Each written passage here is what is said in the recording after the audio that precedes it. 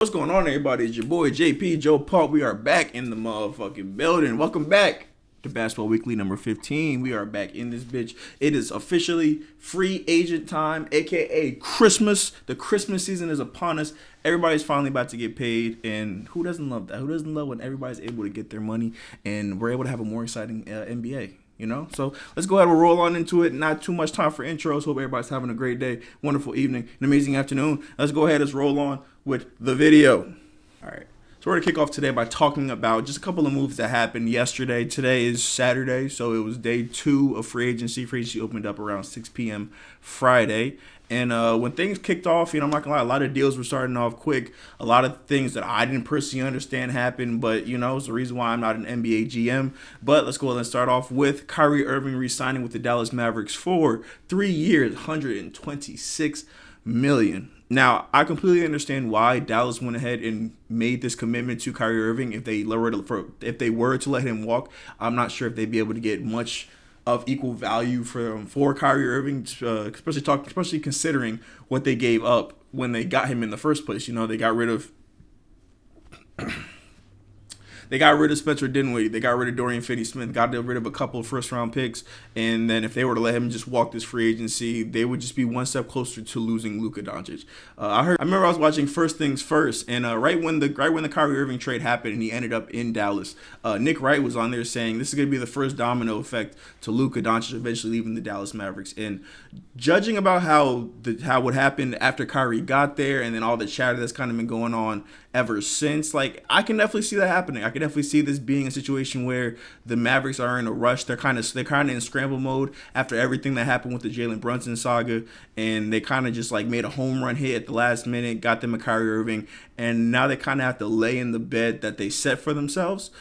Because if you let Kyrie walk, you're kind of just a shell of a team. You have some money there, but I'm not sure if you're really going to be bringing in enough pieces that are actually going to take you to where you want to be. You know what I'm saying? So they bring back Kyrie. Now they have that two-headed monster. They got Kyrie. They got Luka. Now they just got to round out the roster, man. They got to get some shooters on there. I feel like that with them trading Dorian Finney-Smith away, they definitely traded basically one of their best perimeter three-point shooters. They traded away basically their entire defense after trading away Dorian. So they still have a lot of work to do. There's definitely a lot of work to be done as it comes. A lot of work that needs to be done when we're talking about their roster construction. And hopefully that's not where it ends for the Dallas Mavericks, because they're going to need a lot of help going forward. So I had to go ahead and switch into the Timberland shirt because I was not about to sit up here and sweat like this for the duration of this entire video. So we're going to go ahead and roll on what we were talking about. All right, so Chris Middleton, he was able to be re-signed by the Milwaukee Bucks, 3 years, $102 million. I'm happy for Chris Middleton because I know that he struggled over the past couple of years when it comes to his health and recovering from the knee injury that plagued him. What was that, 2 postseasons ago at this point? I think that for him to still get this amount of money, $102 million after the season that couple of seasons he has had since those injuries, I think that's kind of like a loyalty discount from the Milwaukee Bucks. And I think that for the Bucks now, they really need to make that pivot into really creating that great second unit for this team. I think that this roster, as currently constructed, can still win a championship with them having Giannis, with them having Chris, with them having Drew, with them re-signing Brook today. I think they're able to make a run at the championship, but I think that what it's going to take more than anything at this point is for them to actually have a really, really good bench unit. They have great bench pieces. They got Pat Connaughton. They had Javon Carter. They had Bobby Portis, or they still have Bobby Portis. They had not George Hill. What am I thinking about? What name am I thinking about? Not George Hill. Grayson Allen. That's what I was talking about, the white boy. Grayson Allen, he came in there and he did his thing. They had a lot of pieces that really fit for this team, but I think that what this team needs more than anything at this point is that 6-man scorer to come off the bench and for them to be able to supply buckets. Because I think that at certain points for this team, once you get to the times when you get to the playoff time when you're facing against the Miami Heat, when you're facing against the Boston Celtics and the Philadelphia 76ers, I think that what they really what you're really relying on is guys being able to go out there and create their own shots. And I think that when your star player also struggles with creating his own shot, I think that you need a guy who's going to go in there and be able to score buckets at any given time. Nobody necessarily on the Bucks outside of Chris Middleton is a great one-on-one scorer. I think that Jrue Holiday did a great job this season of expanding on his game and becoming a better one-on-one scorer, but I still think that at his core, it's still very, very limited on what Jrue Holiday is going to be able to do for you on the offensive end. And then everybody knows what Giannis's limitations are. He's not really a break you down one-on-one kind of guy. He's kind of just a how many times can I run into this wall until it breaks kind of guy. And for when you're facing a team like Miami, when you're facing a team like Boston who's able to set up that wall, and Giannis is not going to be able to just keep pounding and pounding and pounding and pounding and getting the results that he wants, you know? So shout out to Chris, $102 million, great deal. My boy Nigel didn't understand it, but you know, that's why me and him aren't free agent guys. So we're going to go ahead, we're going to roll over to Freddie VanVleet. Goes and gets a bag with the Houston Rockets. 3 years, $130 million. That's $40+ million a year for Freddie VanVleet. And I'm very, very happy for Fred, you know, a guy who was undrafted coming out of Wichita State, who gets that championship ring in 2019, who shows that he really is a very, very beyond competent NBA player. It shows that he is a beyond competent NBA starter. And now here he is getting a very, very big deal that if you're just a fan of basketball, you can definitely just appreciate this for Fred VanVleet. From the basketball portion side of it, I don't necessarily understand. I mean, I understand it on Houston's side when it comes to the veteran leadership of it all. I know that they have a lot of young players on this team. They just drafted Amen Thomas. They got Jalen Green, KPJ. They got Josh Christopher, so on and so forth. A lot of young guys on this team, so what they needed really was veteran leadership. I don't understand the price tag they bring him in for, and I don't understand the position they bring him in for. So I don't understand why they brought in a point guard when all of their young players essentially at this point are point guards or shooting guards. They're guards. They're guards. Nonetheless, their point guards are shooting guards. That's the problem. So they got Freddie V, but that means that you're going to be taking minutes from. Well, you're not going to take minutes from Jalen Green. You're not going to take minutes from Amen Thomas because he literally just got there. I hope that they let him actually play. So who gets short end of the stick here? KPJ. Kevin Porter Jr. I don't love that because I think that over the course of the past couple of years, Kevin Porter Jr. has did a good job of really just seeing that there's a lot of potential that can't be tapped there when it comes to Kevin Porter Jr. He has that ability to create for other guys, and at the same time, he has the ability to create for himself. So I'm not sure why the Rockets would do that. You know what I'm saying? I'm not sure why they would bring in a guy like Fred at this certain stage of his career. I'd understand if they had brought in a guy like a George Hill, you know, if they brought in a guy like an older veteran player to come in and mentor these young guys.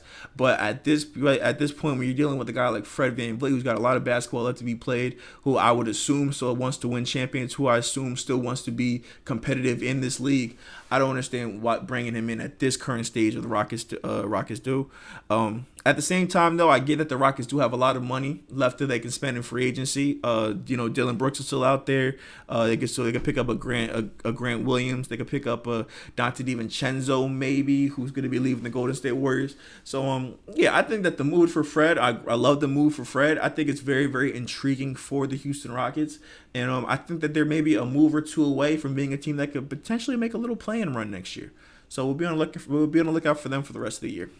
All right, so we're going to do some pivoting over to the Golden State Warriors, who I don't love the offseason that they've had over the course of this offseason so far. I know to start off the offseason by trading Jordan Poole over to Washington for Chris Paul, a trade that I didn't get to make a video on it. I don't love it. I don't love it at all. I think that when you're dealing with the Golden State Warriors, the last thing they needed was another big usage, high a player who needs the ball in his hands. You know what I'm saying? I feel like they had a good thing going when they had the ball handlers. They got Steph. They got Draymond. I think that now you kind of muck it up there when you bring in a guy like Chris Paul, because what exactly are you expecting from Chris Paul? You're not going to have him. I hope you're not going to bring him in to be a starter. You already have your starting point guard. He's not tall enough to be the shooting guard, and you don't want to move Steph over to the 2. At least I don't, because that means you're moving Klay down to the 3. Klay is not the defender that he once was. So I think that you're going to be hurting the team there. And then now if you're like, okay, well, you have him run the second unit, it's like, so you're going to have him run the second unit and do what exactly? You're going to have him be you're going to have him be the distributor, but who's going to be distributing to? You're letting Dante DiVincenzo walk. Gary Payne is not much of a shooter. And who's getting passed to? Anthony Lamb. They got who's it? I don't know who's still on the roster. They got Anthony Lamb. They got JaMychal Green. He was on the roster. Like, I'm not truly understanding the moves that they're making when it comes to that guard position. And then they're able to re-sign Draymond Green 4 years, $100 million. I do understand the move of bringing back Draymond Green. I understand how pivotal he is to what they do. I don't understand the price tag they do it for, because what you saw last year in the playoffs is that what this team really lacked when it came down to it was size. And all they did since the end of the season was bring in either a guards or undersized big men. They re-signed Dre. They bring in Chris Paul. They signed in that Brandon Papa Doodoo da guy in the draft. Like they let Donte DiVincenzo walk. So everything has been around the perimeter around these guys, and it still is like, so we're going to the season and have Kevon Looney be the only center on the roster yet again. I don't love it. I don't truly understand what's going on in the Warriors. I think that Mike Dunleavy Jr. has been off to a very, very rocky start as it pertains to his tenure as the Warriors GM, and hopefully he's able to turn it around, because I just can't wrap my head around some of these moves that he's made. You know what I'm saying? I just don't understand how what he's doing right now is maximizing on who Steph Curry is at this stage in his career. I really hope he's able to turn it around, because I hate for the Warriors to be an obscure team that doesn't matter for the rest of Steph Curry's career. And I think that with the moves that they're setting up right now, is not setting you up for long-term success going forward. So that's going to be something to keep an eye on. Another team that's made some beyond questionable moves this year, and I honestly don't even blame them, because I feel like their superstar is like kind of holding them hostage, and they're not like wise enough as a franchise to wise up and just trade him away. And that team is going to be the Portland Trailblazers. So as of today, Damian Lillard did officially request a trade out of Portland. So he actually did relinquish some of that pressure that he had on them, and now it feels like the team's actually going to be moving towards a rebuild, right? With that said, I don't understand how, even with Damian Lillard requesting a trade, they make the decision. So actually, let me rewind. So before he requests a trade, Jeremy Grant they come in and they sign Jeremy Grant yesterday to, let me see the numbers. 5 years, $160 million. 5 years, $160 million for more than likely your third option. Not great decision on Portland's behalf, not especially when this whole entire summer, the entire concept has been, hey, we're going to keep Damian Lillard on the team because we want to be competitive and we want to go for a championship. That's all we've heard. Oh, Dame wants to be a championship. Dame wants to compete for a champion. We're not here for a rebuild. We're not here for a rebuild. Even though they went and they didn't trade their draft pick that they could have used to make them somewhat more competitive, they go and they draft Scoot Henderson. So now you're like, okay, so Dame hasn't requested a trade. You just drafted Scoot Henderson. All right, and then free agency starts off. Here, what's the first thing they do? Oh, we're going to overpay now so we can keep Jeremy Grant on the team, a guy that Dame likes. All right, that's great. Where does this fall in line when it comes to winning a championship? And I know that Damian Lillard sees this stuff, and he's like, yo, listen, man, I understand that Scoot Henderson's a good player. He's a nice young player, but he's just that, a young player. I don't need him right now. Jeremy Grant, he's great. He's a really, really good, talented player on a championship team. This is not a championship team. All Jeremy Grant is going to do on this team is put up numbers, because we ain't going no goddamn where. Which made Dame wise up. Dame wises up, and boom, finally, long last, the trade request. And now for the rest of the summer, we will be hearing who's going to get Dame. Where's Dame going to go? And honestly, I was prepared to never talk about Damian Lillard on this channel until he was traded. But for the timing and everything to be happening with this Jeremy Grant deal, where Rich Paul is able to get him 5 years, $160 million, I got to talk about it, bro. So Dame finally requests out. Let's see if his trade actually gets obliged and he's able to move on to a competent franchise, because the Blazers have not been that over the course of his time there. I've honestly been a fan of the Blazers and what they've done with Dame, you know what I'm saying? I feel like the teams they put around him, they weren't championship teams, but they were competitive teams. They were enough to make the playoffs and, maybe even win a playoff series. But I think that maybe like in the last 3-4 years or so, they kind of abandoned all that hope. And I'm really disappointed in Dame for not wising up and running away from the grind, man. He wanted to. I feel like when Dame made that comment about running away from the grind in the playoffs, he kind of shoehorned himself in a position where, hey, yo, listen, if I ever catch myself trying to leave Portland, them niggas gonna throw that quote back in my face. And me personally, Dame, between me and you, bro, fuck them niggas, bro. Fuck them niggas. What they gonna say? I ran from the grind. I've been here for 11 years. Fuck out of here. It's been 11 years. I tried. I gave the time. I gave the effort. I can't do no more. Can't do it. I would have been ran from the grind. I would have been took off on Portland's ass. But whatever. I digress. So Portland's going to be definitely a hot spot. They will be a topic of discussion again at some point during this off season. So this will not be the last time you hear from them. And now for the marquee signing of the entire off season. We talked about Kyrie. We talked about Chris Middleton. We talked about Fred. We talked about Dame and Rich Paul being the greatest agent of all time, getting Jeremy Grant 5 years, $160 million.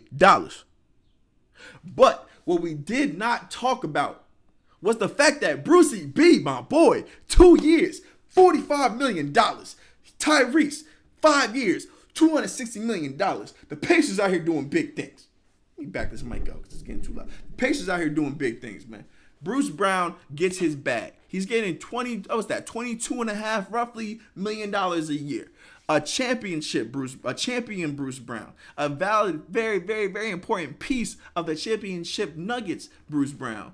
A guy who'll be working on championship number 3 had it not been for Kevin Durant's big ass feet, had it not been for Giannis hurting Kyrie Irving, had it not been for James Harden's terrible hamstrings, my man Bruce Brown be working on championship number 3 right now. He'd be 2-time champion Bruce Brown. But instead, he's just 1-time champion, a.k.a. the best player in the fucking world, Bruce Brown. But no, all jokes aside, though, I'm really happy to see Bruce Brown come out here and get his bag, because for a guy like Bruce Brown, a guy that when he was first introduced to me on the Nets, I did not see him as a $20 million a year guy.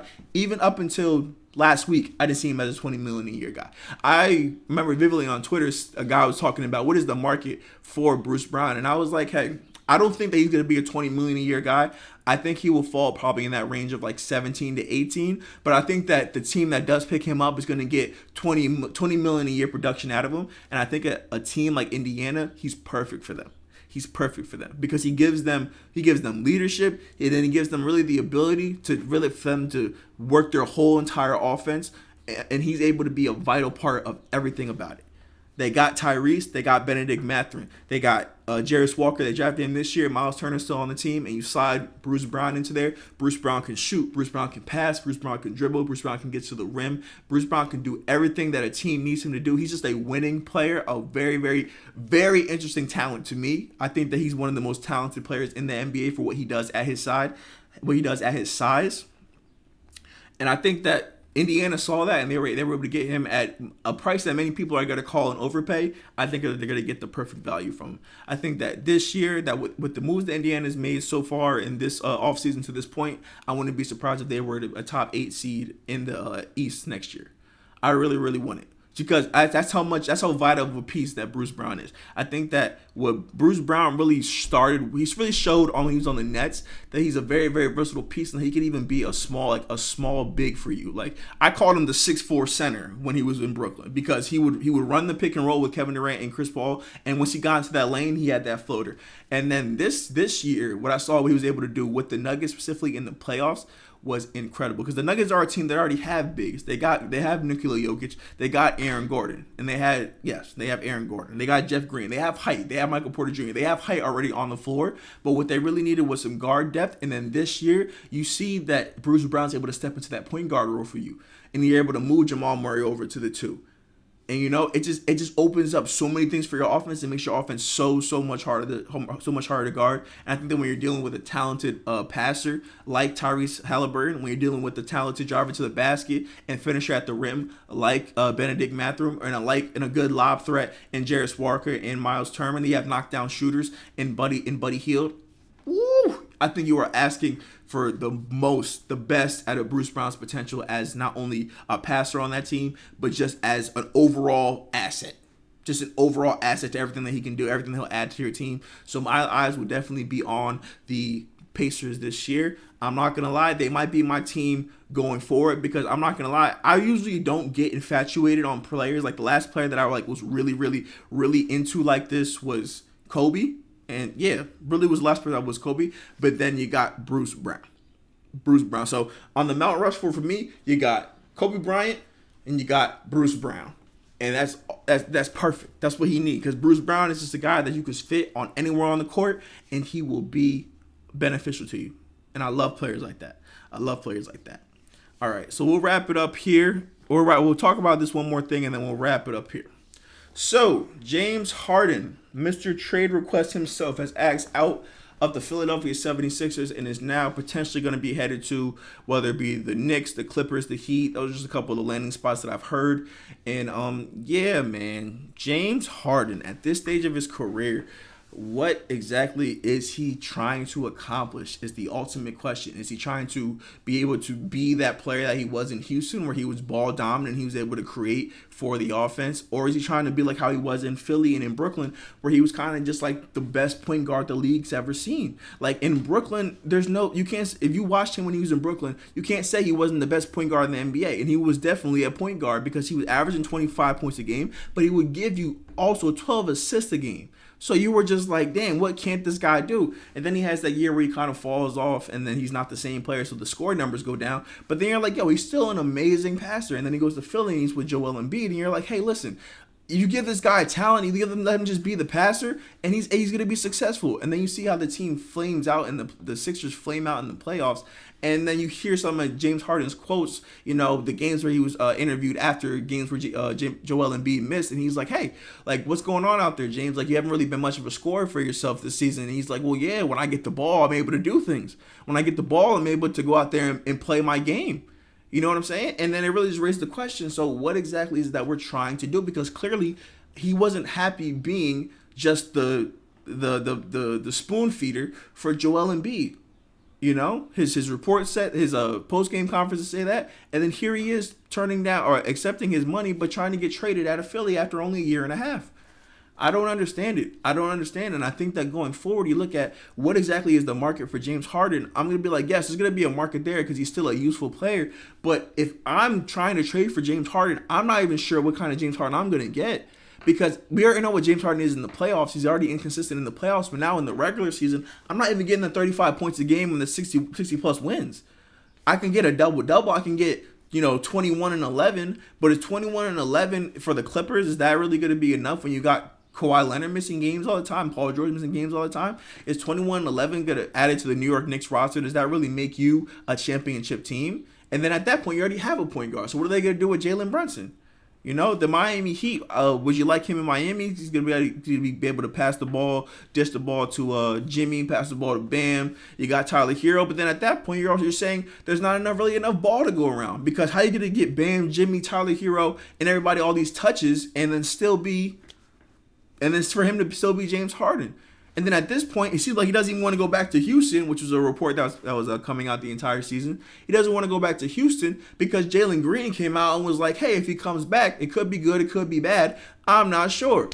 And he didn't like that. And so now, to me, it really just seems like James Harden is at a very, very temperamental stage of his basketball career, where it seems like nothing will make him happy. Winning doesn't make him happy. Playing competitive basketball doesn't make him happy. Losing doesn't make him happy. What makes you happy? Making money doesn't make you happy. And speaking of money, what exactly is the contract market for a guy like James Harden? James Harden, yes, the numbers are going to be great. The numbers are going to give you a 20-point double-double. But when you look at it, it's like, hey, if he's not passing the ball to Joel Embiid, do I believe that he's able to get those assists on my team? And if that's the case, then I'm not at this point in his career, I'm not going to give him the ball and be like, hey man, I give you free range to the offense. We'll run it through you. It just raises way more questions than answers. And I think that with the Sixers, I've really just not the Sixers. What James Harden really right now is just saying is that, hey, I'm not entirely sure what I want. I'm not entirely sure what I want. I want to be able to play James Harden basketball, but then I also don't want to have to deal with the slander if I don't ever win a championship, if I'm just shitty in the playoffs all the time. And maybe the point of time has come where we need to stop expecting a championship out of James Harden. Maybe we need to just accept that, hey, he is who he is. He's one of the greatest shooting guards we've ever seen, one of the best players we've ever seen come into this league, one of the greatest scorers we've ever seen in this league. But he's got some deficiencies in his game that don't allow him to be that championship player that he wants to be. And he's not the only one like it. There's players throughout NBA history that have been like that. But at this point, I just think that for James Harden, you got your third trade request in what's that, 2.5 years. I don't love it. That's really all I can say. I don't love it. I would have much rather him have stayed in Philly and just worked that out, man. Work that out. I think that the Sixers had a good situation going on. They had James, they had Joel, they had Tyrese. I feel like if they were able to make a move and get rid of get rid of Tobias Harris's contract, that would give them a real opportunity to. My gosh, my voice is going. That'd give them a real opportunity to really sign somebody that could actually help them come playoff time.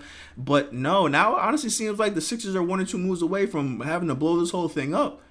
You know, there's reports that Joel Embiid's unhappy. There's reports that they're planning on trading. They're trying to trade Tyrese Maxey. And it seems like the only person that's in Philly that wants to be in Philly is Tobias Harris in his Crumble Cookie endorsement. I just don't understand it. I don't love the deal for James Harden. It's like the real main thing for me is just gonna be who ends up with James Harden and what James Harden are we going to get? You know, that's really all I can say right now as it pertains to just all it does is raise more questions for me. All it does is raise more questions for me. All right, so just a couple of things here whilst we wind up this episode number 15. All right, so the Cavs were able to land Karis LeVert, Georges Niang, and Max Strus. You know what I'm saying? LaMelo Ball is able to sign a big extension, 5 years, $260 million. He gets the same bag, really, that Hallie gets. And then we got a couple of guys who still aren't signing for agency, and we'll definitely be keeping our eye on that. And we'll probably be opening up our episode next with some of these guys. Alrighty? So, with that being said, make sure you leave a like. Make sure you leave a comment. Make sure you subscribe. And I will see you guys in the next video. Peace.